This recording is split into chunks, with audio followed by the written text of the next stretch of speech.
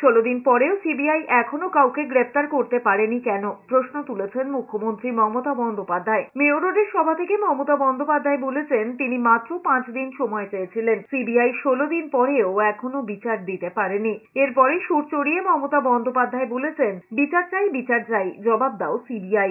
মমতা বন্দ্যোপাধ্যায় আরো বলেছেন তিনি মাত্র 5 দিনের সময় চেয়েছিলেন, কিন্তু সিবিআইকে মামলাটি দিয়ে কার্যত জলে ফেলে দেওয়া হয়েছে। এরপরেই মুখ্যমন্ত্রী তো এতদিন হয়ে গেল, এবার তো সিবিআইকে জবাব দিতেই হবে।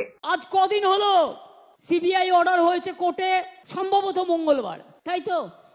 সন্ধ্যেবেলায় কাগজপত্র পেয়ে গেছে, তারপরে মঙ্গলে 8, আর একটা মঙ্গলে 15, আজকে বুধবার 16 দিন হয়ে গেল। কোথায় গেল বিচার? বিচার চাইতে হবে, বলতে হবে বিচার চাই, জবাব দাও সিবিআই।